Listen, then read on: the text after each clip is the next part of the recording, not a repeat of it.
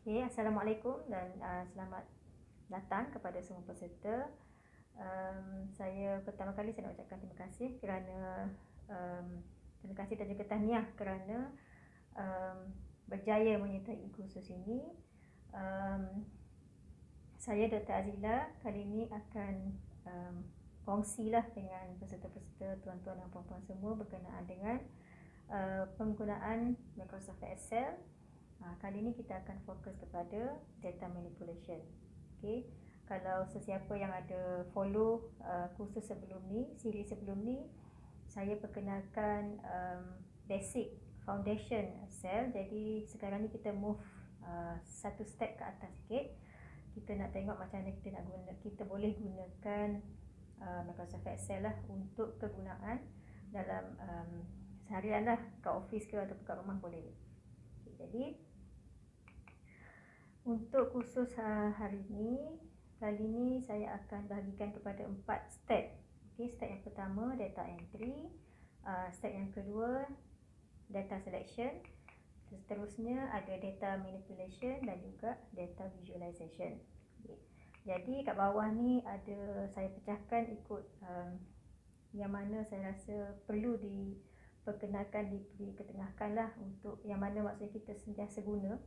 Okay. Jadi untuk data entry ada saya perkenalkan kepada data entry ataupun referencing, dan juga data selection ada table, filter dan sorting.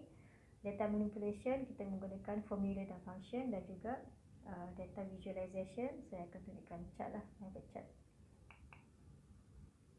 Okay, saya akan explain dekat sini secara overall untuk kita ajar. Lepas tu nanti boleh refer kepada video seterusnya untuk saya tunjuk secara dalam Excel lah, saya tunjuk dalam video tu macam mana cara kita nak buat, dan semua peserta boleh follow lah dekat situ.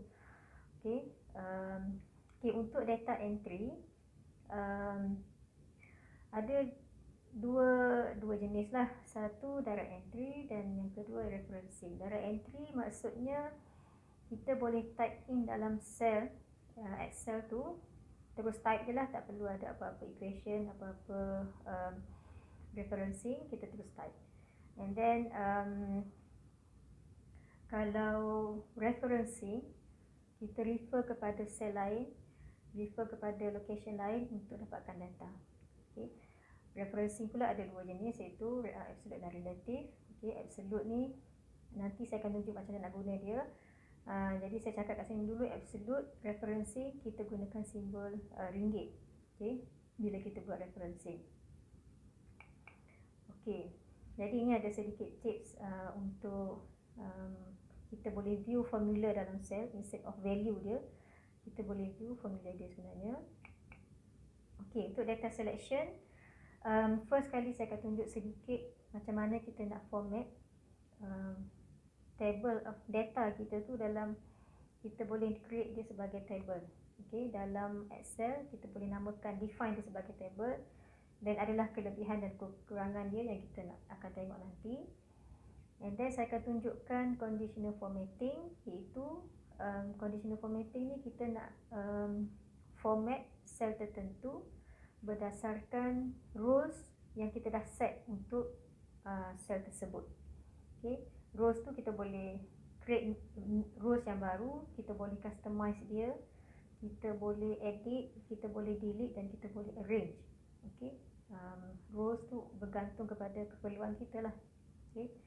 And then yang ketiga, sorting. Macam mana kita nak sort data kita, table yang kita ada tu, mengikut sama ada simple ataupun default yang kita mungkin dah selalu guna, ataupun customize sorting. Okay, next data manipulation saya bahagikan kepada dua, iaitu menggunakan formula ataupun function. Okay, saya boleh tengok dekat sini kalau formula biasanya, okay, formula ni kita akan menggunakan formula macam tambah, tolak, semua tu lah. Okay, untuk dapatkan value tertentu. Tapi kalau function, kita akan gunakan function yang dah ada dalam Excel. Okay, dia dah bagikan kepada kumpulan-kumpulan tertentu untuk memudahkan kita lah. Maksudnya contohnya kalau maths dia ada function yang untuk average, itu yang biasa kita guna sum, product, absolute. Kalau untuk logical kita ada if else, if, or dan sebagainya. Dan kalau untuk text kita ada lower upper, ada concatenate dan sebagainya. Okay. Seterusnya untuk data visualization, saya tunjukkan macam mana kita nak gunakan pivot chart dan pivot table secara not in detail, tapi boleh bagi gambaran lah, and then lepas tu boleh explore sendiri macam mana nak apply menggunakan chart.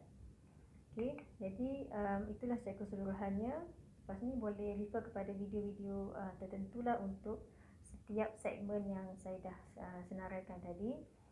And then kalau ada sebarang pertanyaan boleh kemukakan dalam platform yang kita dah sediakan lah, sama ada menggunakan WhatsApp group ataupun menggunakan Google Classroom. And then seterusnya kalau nak contact lagi boleh melalui kontak yang saya senaraikan sini lah, sama ada melalui email ataupun WhatsApp dan sebagainya. Okay, selamat belajar semua dan terima kasih. Assalamualaikum.